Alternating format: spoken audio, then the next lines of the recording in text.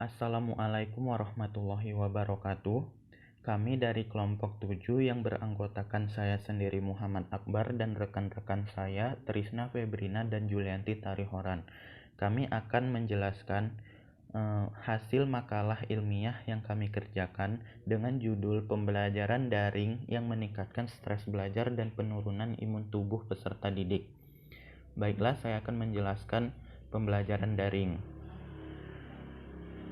Perkembangan teknologi informasi dan komunikasi telah membawa perubahan yang sangat besar bagi kemajuan dunia pendidikan.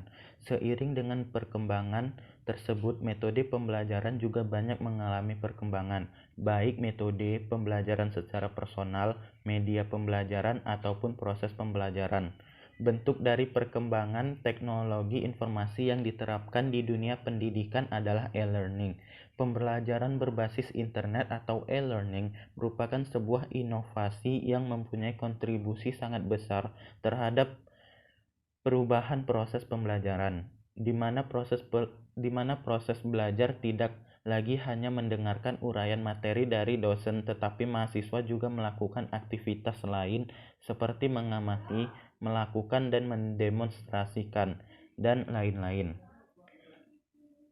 Terus, adapun keuntungan dan kekurangan pembelajaran daring.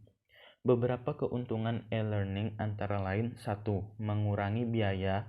2. Fleksibilitas waktu. 3. Standarisasi dan efektivitas pembelajaran. Selain kelebihan yang dimiliki oleh e-learning, adapun kekurangan yang harus diketahui antara lain: 1. Pelajar harus memiliki komputer dan akses internet. 2. Pelajar juga harus memiliki keterampilan komputer dengan programnya. 3. Koneksi internet yang baik. 4. Dengan tidak adanya rutinitas yang ada di kelas, maka pelajar mungkin akan berhenti belajar atau bingung mengenai kegiatan belajar dan tenggang waktu waktu tugas yang akan membuat pelajar gagal. 5. Pelajar akan merasa sangat jauh dengan instruktur. 6. Pelajar juga harus memiliki kemampuan menulis dan kemampuan berkomunikasi yang baik. Hambatan proses pembelajaran daring. Sebagai calon guru, bukan hanya dituntut untuk ahli dalam menyampaikan materi atau bahan ajar secara offline atau tatap muka di kelas, tetapi dituntut juga dapat menggunakan sistem pembelajaran daring.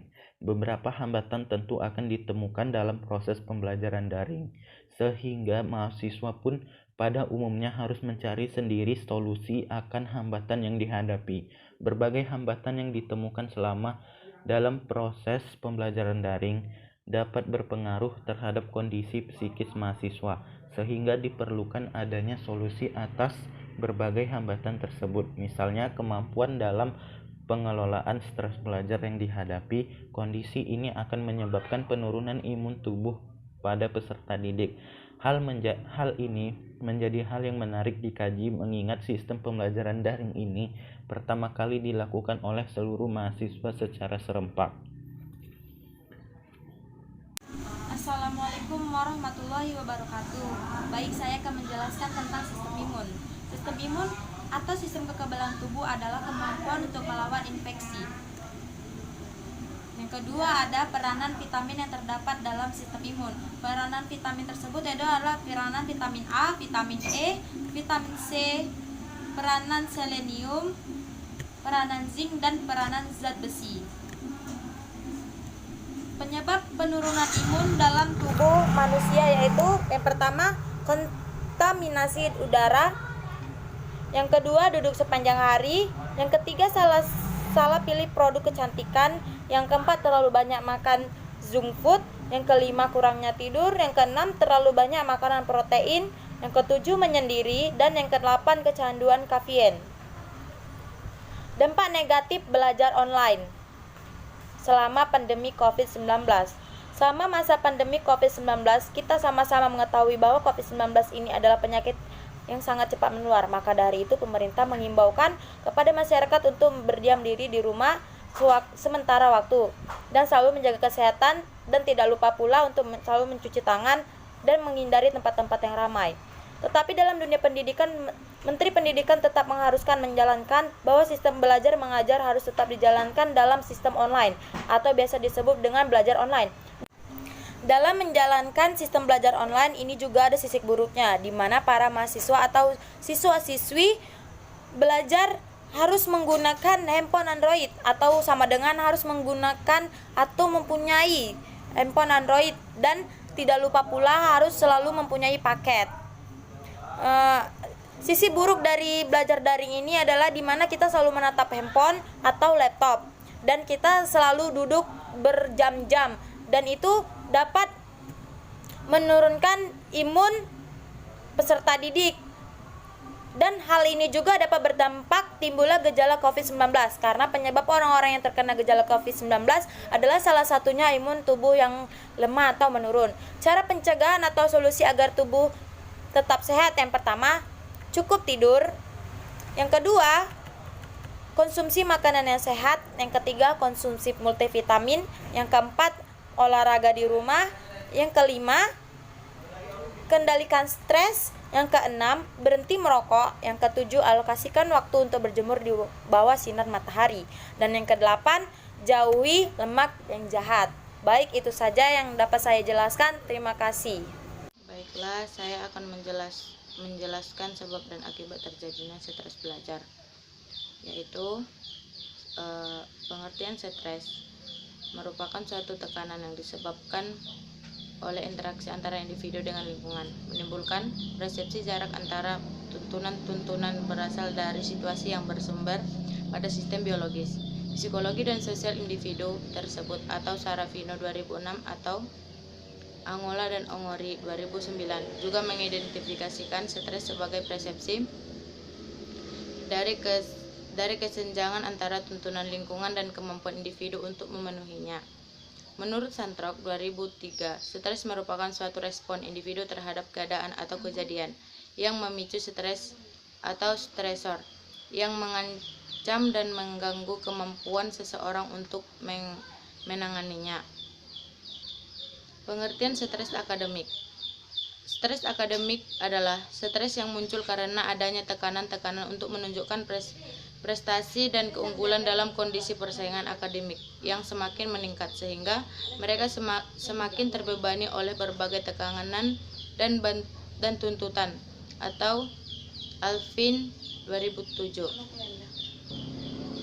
Menurut Gusniarti 2002, stres akademik yang dialami oleh siswa merupakan hasil persepsi yang subjektif terhadap adanya ketidaksesuaian antara tuntunan lingkungan dengan sumber daya aktual yang dimiliki siswa. Berdasarkan berbagai definisi di atas, maka dapat disimpulkan bahwa stres akademik adalah suatu kondisi atau keadaan di mana terjadi ketidaksesuaian antara tuntutan lingkungan dengan sumber daya aktual yang dimiliki siswa, sehingga mereka semakin terbebani oleh sebagai tuntutan dan tekanan. Faktor internal yang menyebabkan stres akademik yaitu pola pikir. Individu yang berpikir bahwa mereka tidak dapat mengendalikan situasi mereka cenderung mengalami stres yang lebih besar. Semakin besar kendali yang siswa pikir dapat ia lakukan, semakin kecil kemungkinan stresnya yang akan siswa alami. Kepribadian seseorang dapat menentukan tingkat toleransinya terhadap stres. Tingkat stres yang optimis biasanya lebih kecil dibandingkan dengan siswa yang sifatnya pesimis. Yang ketiga, keyakinan. Penyebab internal selanjutnya yang menentukan tingkat stres pada siswa adalah keyakinan atau pemikiran terhadap diri sendiri. Keyakinan terhadap diri memainkan peranan penting dalam mengkondisikan situasi di sekitar individu. Faktor eksternal yang menyebabkan stres akademik. Yang pertama, pelajaran lebih padat. Kurikulum dan sistem pendidikan telah ditambah bobotnya dengan standar yang lebih tinggi. Akibatnya persaingan semakin ketat, waktu bertambah dan beban pelajaran semakin banyak. Walaupun beberapa alasan tersebut penting bagi perkembangan pendidikan dalam negara, tetapi tidak dapat menutup mata bahwa Hal tersebut menjadi tingkat stres yang dihadapi siswa meningkat pula. Kedua, tekanan untuk berprestasi tinggi. Anak-anak sangat ditekan untuk berprestasi tinggi dan dalam ujian-ujian mereka. Tekanan ini dapat datang dari sekolah, guru, teman sebaya, terutama datang dari orang tua, memberikan ungkapan-ungkapan dan perilaku yang mengarahkan anak untuk berprestasi tinggi. Untuk mengetahui apa saja yang menjadi hambatan serta solusi pembelajaran daring, apalagi di masa pandemik COVID-19 ini, kami mengambil data dari mahasiswa jurusan Prodi PAI dan Pendidikan Biologi Fakultas Tarbiyah dan Keguruan UIN Sunan Gunung Jati, Bandung. Metodologinya, penelitian ini menggunakan metode penelitian kualitatif deskriptif. Adapun teknik yang digunakan adalah teknik survei. Teknik survei digunakan untuk mengumpulkan informasi dari sejumlah orang mengenai suatu topik atau isu tertentu. Penelitian ini dilaksanakan pada 15-30 Mei 2020 dengan jumlah responden sebanyak 265 orang, mahasiswa jurusan program studi PAI dan Pendidikan Biologi UIN Sunan Gunung Jati, Bandung. Data diperoleh melalui pengisian pertanyaan-pertanyaan yang dibagikan kepada seluruh responden dalam bentuk Google Form. Selanjutnya data yang terkumpul dianalisis untuk dideskripsikan. Hasil dan solusi. Dari sekian banyak kendala yang dialami oleh responden, terdapat 3 jenis hambatan yang paling banyak dialami responden selama perkuliahan daring, yakni kuota yang terbatas sebanyak 21,5%, jaringan tidak stabil sebanyak 23,4%, dan tugas yang menumpuk sebanyak 30,6%. Tentunya ketiga faktor tersebut harus diantisipasi oleh semua pihak, termasuk oleh responden itu sendiri dan institusi. Seperti halnya kuota terbatas, ini harus diantisipasi oleh responden maupun institusi. Institusi dapat menerapkan beberapa langkah strategis seperti halnya menyiapkan dan menyediakan aplikasi e-learning yang rendah kuota dalam mengaksesnya.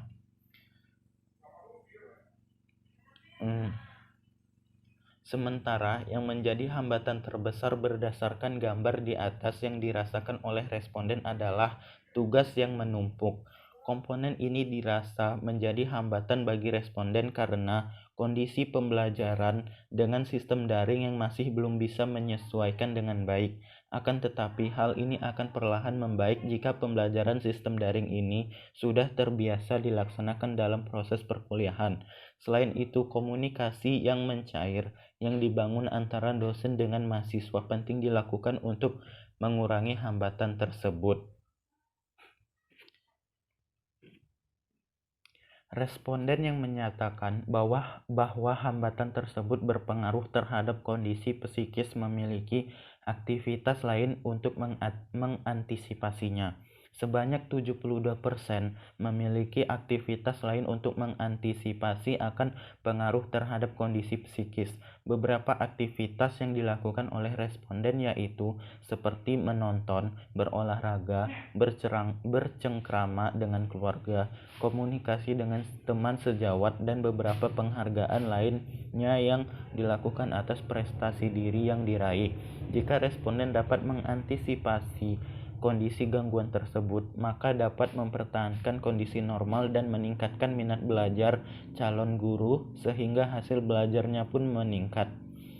Nur Hasana dan Sobandi menyatakan bahwa minat belajar ini merupakan determinasi dari hasil belajar siswa, sehingga minat belajar ini harus tetap dipertahankan. Namun, ketika hambatan yang ditemukan oleh calon guru dapat menimbulkan kesulitan belajar, maka salah satu solusinya dapat melalui pendekatan psikologi kognitif.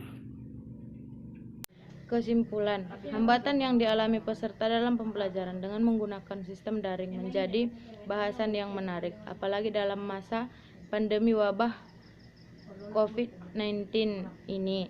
Berdasarkan kondisi calon guru, kondisi terhadap pembelajaran sistem digital dapat dilakukan. Namun, ini dapat memberikan pengaruh terhadap kondisi psikis calon guru, sehingga perlu ada